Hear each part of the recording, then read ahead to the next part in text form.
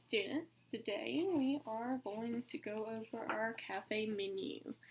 We are first going to start with reading our book, and that is Pete the Cat, Snow Days.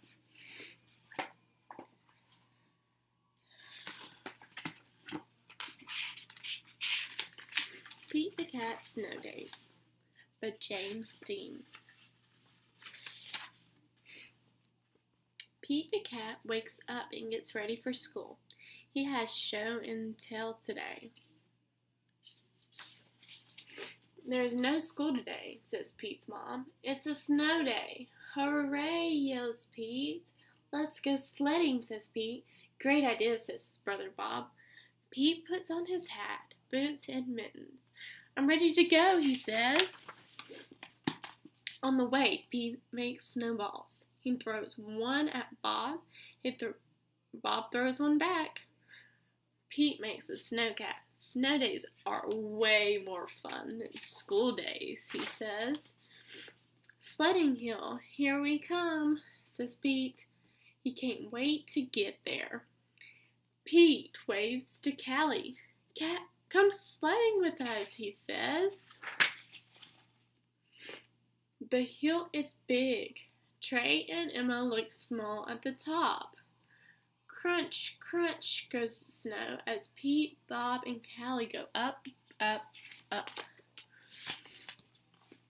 Whee! They yell as they go down, down, down.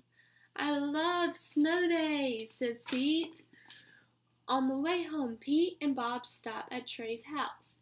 The hot chocolate is yummy. What a fun day, says Pete. Tomorrow at school, I'll tell my class all about it. Pete wakes up to more snow. It's not a school day, it's another snow day. Pete makes a snow fort. He throws snowballs. He makes a snow dog. Then he has fun sledding. He can't wait to tell his teacher about it. But the next day is a snow day too. There's too much snow. Pete and Bob can barely even open the front door. Before you go sledding, please shovel the walk, says Mom. But shoveling is hard work. When Pete is done, he's too tired to go sledding. Pete misses his teacher. He misses the other cats in his class. Pete can't wait to go back to school tomorrow. But when Pete wakes up, it's snowing. Oh no, he says, not another snow day. Pete wants to go to school, so Pete plows the streets all by himself. The other cats rush outside. They help clear the snow. Everyone wants to go to school. The streets are clear and safe. The bus can drive. School is open! All the kids are excited to see their teacher. He has a snow day show and tell. When it's Pete's turn, he tells everyone about the fun he had in the snow. I love snow days, says Pete, but I love school best. Okay, so now we have to go back and work on understanding what we're reading. Make sure we, understand it. Check for understanding. So, we read about Pete the cat. What was this book about?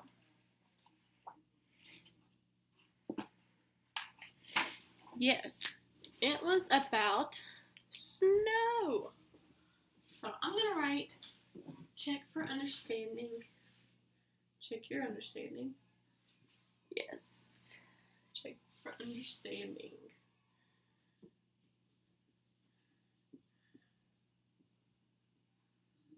Underneath, there's comprehension.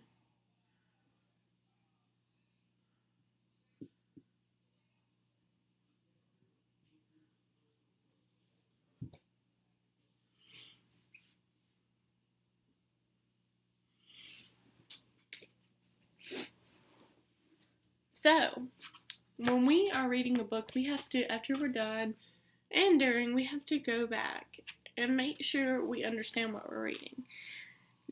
So, did Pete enjoy the snow? Yes, he did. But did he want it over and over and over? No, he didn't. He wanted to go back to school. Now, we are going to read another book. 1 second.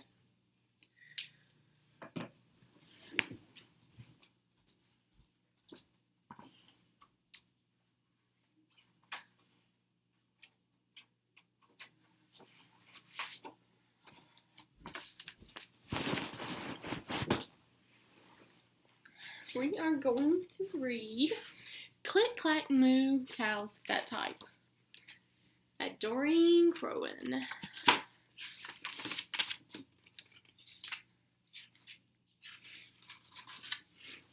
Click, clack, moo, cows that type.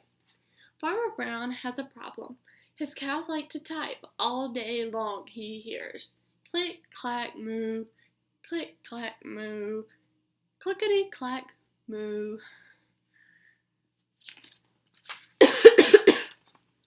At first he couldn't believe his ears. Cows that type? Impossible. Click, clack, moo, click, clack, moo, clickety, clack, moo. Then he couldn't believe his eyes. Dear Farmer Brown, the barn is very cold at night. We'd like some electric blankets. Sincerely, the cows. It was bad enough the cows found the old typewriter in the barn. Now they wanted electric blankets? No way, said Farmer Brown. No electric blankets. So the cows went on strike. They left a note on the barn door. Sorry, we're closed. No milk today.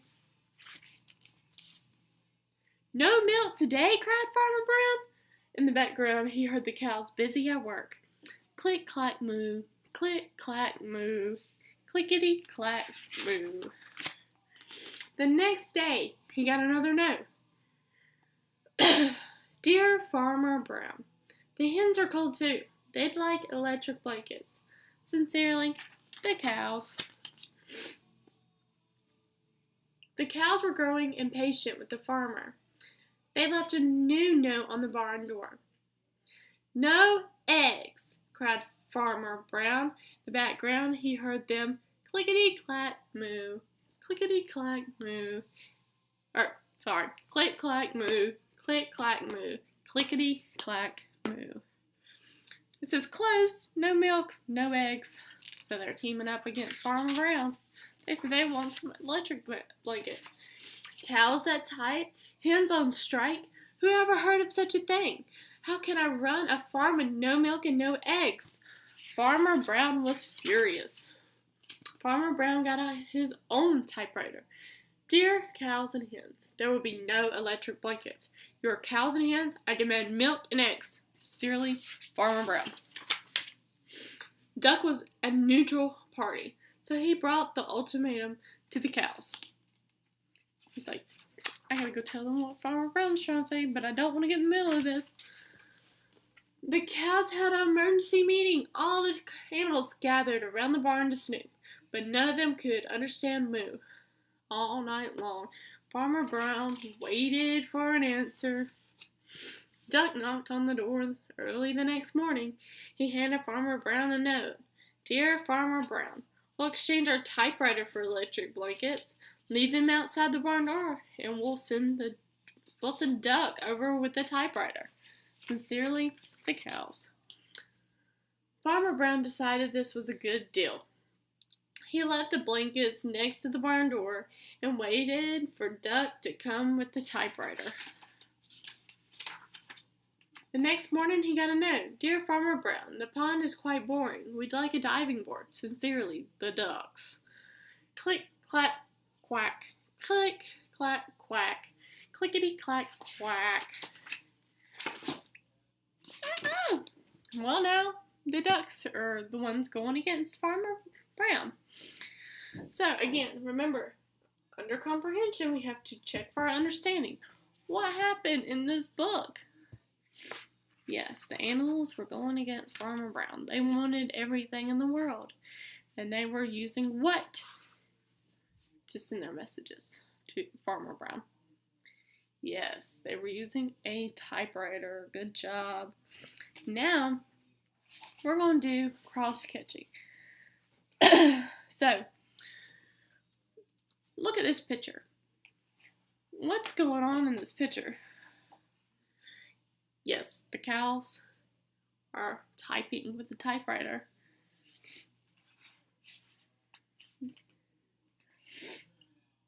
So let's do typewriter. Yes, it's a typewriter. Let's look at the word typewriter. Can we find the word typewriter in the story?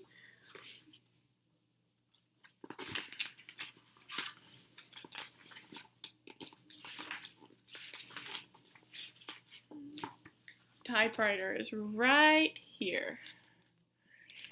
I'm going to write that on the board real quick.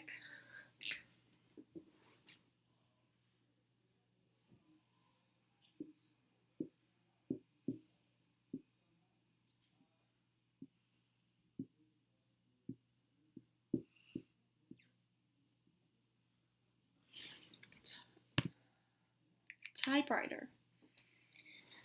Look at the letters in these words. The first letter in this word is a T. Do you know what sound T makes? That's right, it's T. Let's cross-check that letter and sound that with the picture. T. Typewriter. Does the word cows start with the letter T? No. So, that is not the word typewriter. Does this start with the letter T? Yes. It starts with the letter T. It's typewriter. Can you see that there's a difference between typewriter and cows? Good job.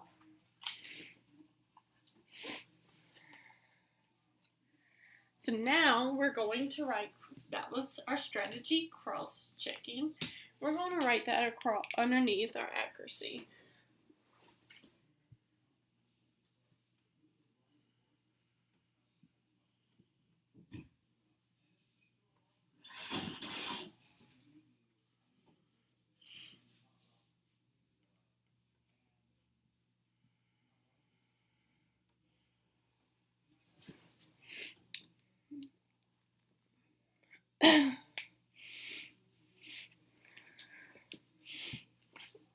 Now, we're going to read one more book.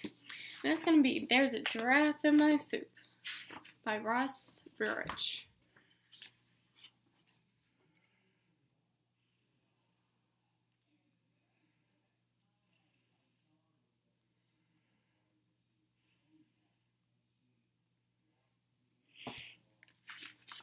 There's a giraffe in my soup.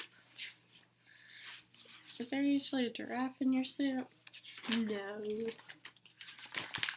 Excuse me, waiter.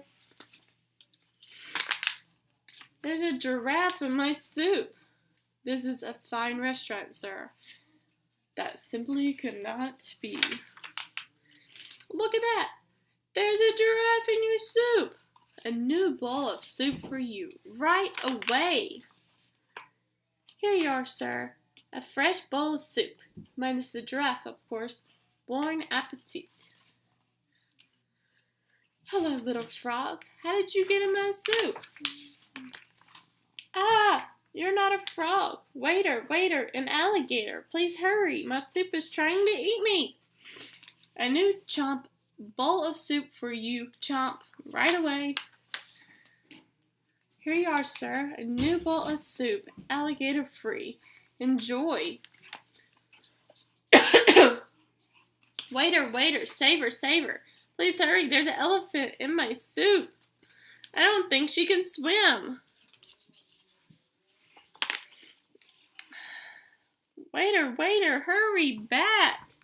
Yak, yak, yak. Yuck, yuck, yuck. Oh, yak, yuck.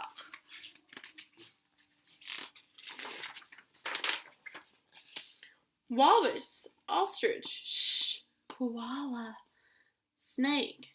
Snake's bird? I don't think so. Well, can't you just eat around it? It's too big to push. Get out of the way. Here, Huff, at last, your soup, Huff, roaring with flavor. Lion! Lying? Enough of your complaints. Sure, I made a minor gaffe with the giraffe. Maybe I overlooked a well. But when it comes to taste, I'm a professional. Do not dare accuse me of... Lion! Why didn't you say something? I'm terribly sorry, sir. It seems there's been slight mix-up.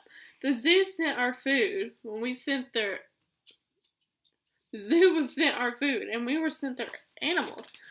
Let's skip the soup, maybe dessert. Dessert is our treat. One mousse with a cherry on top. Never mind. I'm eating somewhere else. Wait for me. They're going back to the zoo. Table for one. So, remember, we have to go and check for understanding. And that is, what was the story about? Yes, it was about different animals in our soup. Now, would that happen any other day? No, it wouldn't. And now, so we did our check for understanding. Now we gotta do our cross-checking. Remember? Let's say giraffe. Now let's do soup. Soup starts with the letter what? Yes, S. What sound does the letter S make? S. Yes, soup. Does giraffe start with the letter S? No, it doesn't. It starts with the letter G. So that is not soup. That's soup, correct? Yes. Now we're going to tune into our interesting words. Interesting words. Who knows what bon appetit means? That's kind of how the French tell us. Enjoy. I hope you love your meal. And then,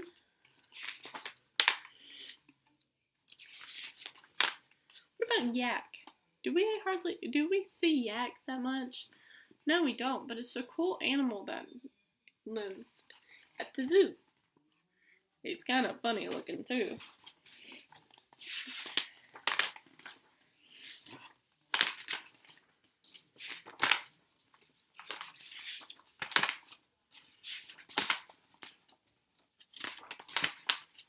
Moose. But this is not moose like how we would spell moose, but this is moose with like a dessert that we'd put on top of something or eat. But this is a moose, the animal. Now we're going to, that was so we could expand our vocabulary. And so we're going to write tune into interesting words.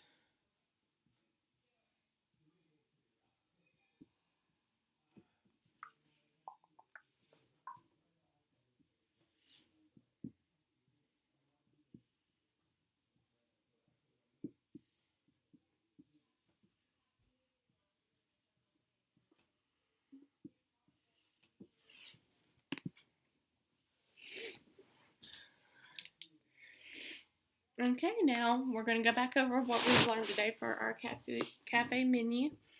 We have learned under comprehension, check for our understanding. Accuracy, we went for cross-checking. And then under our expand vocabulary, we tuned into interesting words. Okay, y'all did very well today, and we will go back to our menu tomorrow.